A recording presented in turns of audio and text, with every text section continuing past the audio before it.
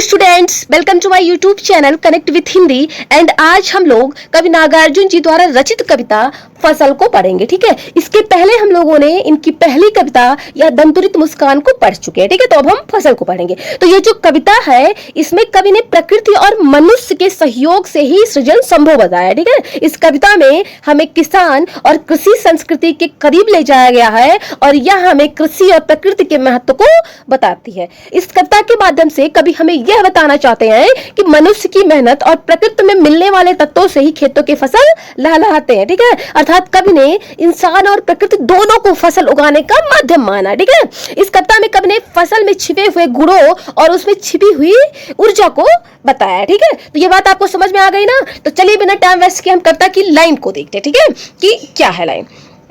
तो इसमें है कि एक के नहीं, दो के नहीं, ढेर सारी नदियों के पानी का जादू। ठीक है, कवि कहते हैं कि एक या दो नहीं बल्कि अनेक नदियों का पानी अपना जादुई असर दिखाता है, तब जाकर फसल पैदा होती है। आप खुद ही सोचो कि हम में से बहुत कम लोग होंगे जो शायद ही इस बात पर ध्यान देते होंगे कि जो हम खाना खाते हैं वह फसल कैसे पैदा होती है। ठीक है, जो हमारे घर में अनाज आता है वो कैसे पैदा होता है। ठीक है, आगे की लाइन है कि एक के नहीं, दो के नहीं, लाख लाख कोटि हाथों के स्पर्श की गरिमा। ठीक है, कभी कहते हैं कि एक या दो नहीं बल्कि लाखों करोड़ों हाथों की परिश्रम होती है, क्योंकि फसल को उगाते समय बहुत सारे लोगों की जरूरत होती है और दुनिया भर में करोड़ों किसान रात दिन मेहनत करते हैं और अपने फसल पर ध्यान देते हैं, समय समय पर खाद पानी और फसल के जरूरी पोषक तत्व देते हैं, तब जाकर कहीं खेतों में फसल लहलाती है। तो यहाँ पर कवि जो है वो किसानों की मेहनत की बात बता रहा है और किसान कैसे मेहनत करके फसल उगाते हैं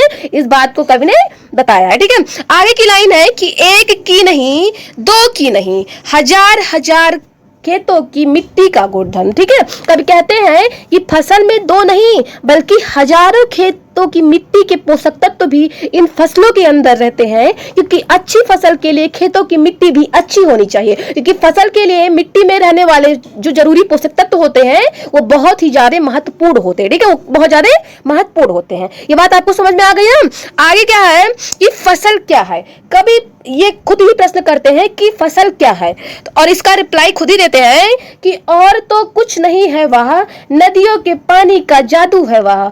ठीक है, कभी कहते हैं कि ये और कुछ नहीं है बल्कि नदियों के पानी का जादू है, क्योंकि बिना पानी के फसलों का उगना असंभव है। ठीक है, बिना पानी के फसल नहीं उग सकते। आगे की लाइन है कि हाथों के स्पर्श की महिमा है, भूरी काली संदली मिट्टी का गुणधर्म है। ठीक है, फसल तो हाथों के स्पर्श की महिमा है, अर्थात फसल को उगाते हैं, फसल कई प्रकार की मिट्टी का गुणधर्म अपने में संग्रहित करता है। ठीक है, लाखों करोड़ों किसान दिन रात मेहनत करते हैं और फिर फसल को उगा पाते हैं। तो इसमें जो है भूरी, काली, खुशबूदार, हल्की, पीली मिट्टी, अर्थात अलग अलग प्रकार की मिट्टी फसलों में मिली होती है, तब जाकर हमारा फसल कहीं तैयार हो पाता है। ठीक है, आगे की लाइन है कि रूपांतर है सूरज की किरणों का, सिमटा हुआ संकोच है हवा की थिरकन का। ठीक है, कभी कहते हैं कि फसल सूरज की किरणों का रूपांतर है, क्योंकि सूरज की किरणें और हवा में उपस्थित कार्बन डाइऑक्साइड गैस को अवशोषित करके